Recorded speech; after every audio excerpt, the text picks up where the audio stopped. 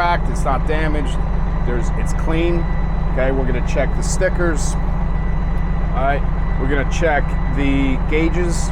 Okay, so the gauges have the name of what it is on the gauge. It's the only part on the truck that does that, right? Oil, we're gonna check the water temperature, the RPMs, the miles per hour, the fuel, and the 2 air gauges. Primary air gauge, secondary air gauge. There's 2 tanks, primary tank, secondary tank. Okay, moving on right, we're gonna check the heater and defroster. Okay, you're gonna check your brake valves, make sure they're locked. And you're gonna check your shifter, making sure the splitter's down. Okay, all right, now we're gonna move on to the air brakes. Oh, I'm sorry.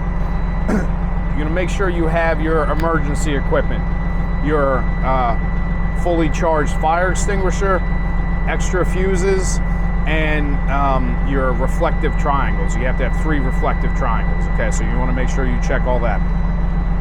All right, so moving on to the air brake test, you now tell the examiner, now I'm gonna perform the air brake test, okay? You're gonna get the air tanks full, around 120 to 140.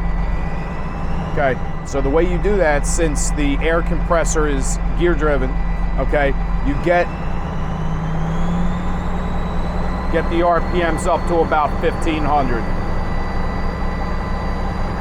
That'll make it rise faster.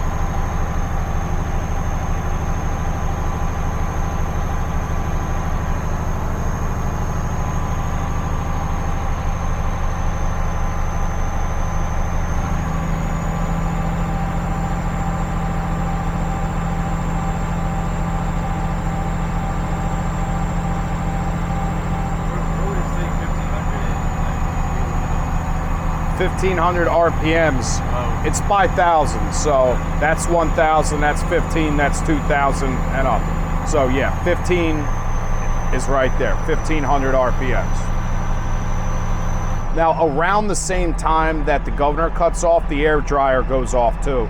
So it makes a sneezing sound, and you can hear that, so that indicates that the governor is cut off. So it happens at the same time. The governor doesn't make a sound, but the air dryer blows off around the same time.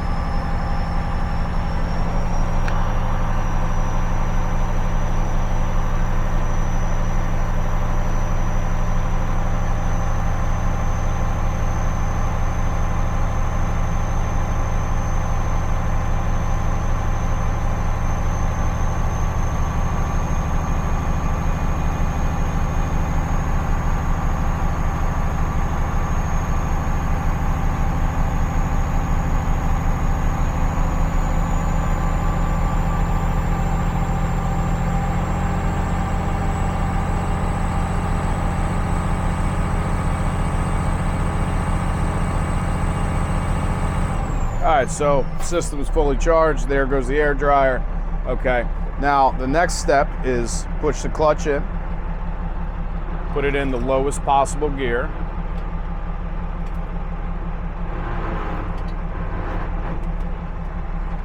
All right, turn the truck off, and then don't take your hand off of the key until you've turned the key back on. Okay, so it's in gear. Take your foot off the clutch and release the tractor and the emergency brake there. Okay, now it may roll for a second there, but it'll stop because it's in gear and the drive shaft's gonna hold the truck, all right? So what we wanna do now is we're gonna put our foot on the brake pedal, and we're going to test to make sure that we're not gonna lose air while the brakes are applied. If you're sitting at a red light, okay, and that sound right there, it might sound like things are leaking, but really what we just did is we charged the system. So that sound right there is air going into the systems, and it's going into seats, and it's going into airbags, and it's going into suspensions and brake chambers, all right? But what we're looking for is making sure that we're not losing more than 4 PSI in 1 minute, okay? And if you were sitting at a red light right here and you had your foot on the brake pedal, you should not lose air.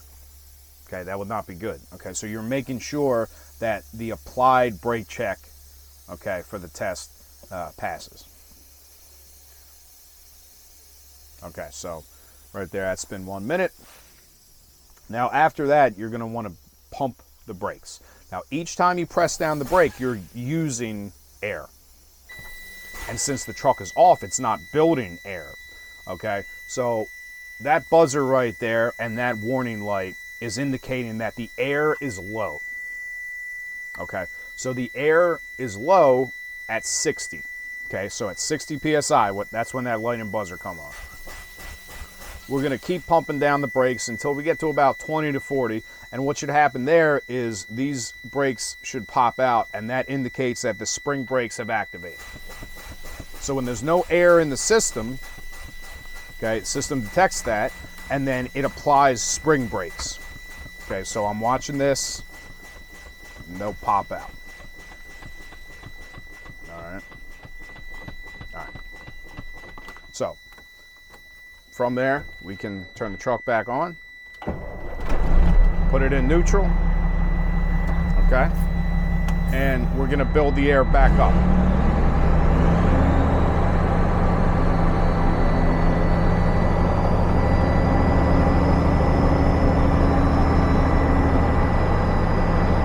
Now, at any point, if you get this wrong, if you forget to push in the brakes, if you forget to put it in first gear and the truck rolls, if you forget to turn the key back on, if you catch that you've made a mistake, you can start the test over.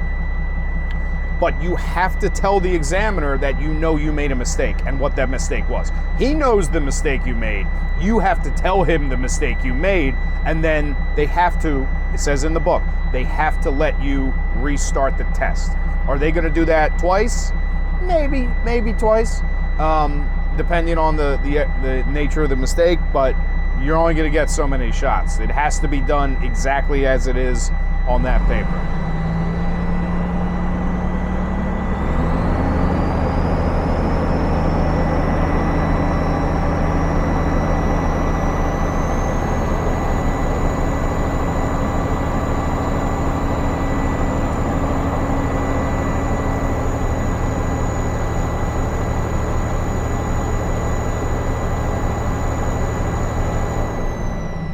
So right now, while you're building the air, you could think, did I miss anything?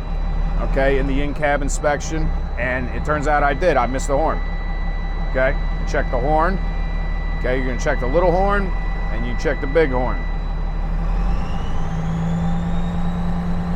All right, so the buzzer went off. That happens above 60, so once it gets up to 60, the buzzer goes off. All right, now you're gonna wanna build that pressure all the way up to the top again.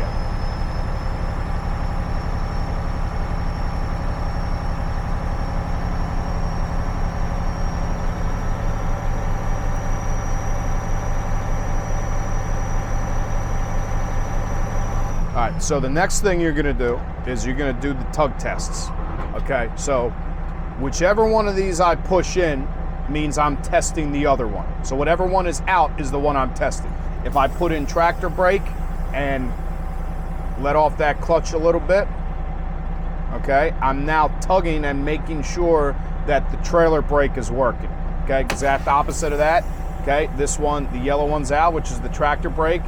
Okay, I let the clutch out and I just give it a little tug and I'm checking to make sure the tractor brake is working. Okay, the next one is I'm pushing in both of them.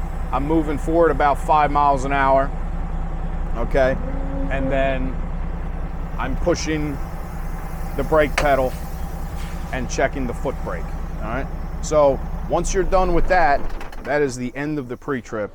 And whether or not you've accumulated enough points, well, he will tell you that, and then you'll be moving on to the skills portion of the test, all right?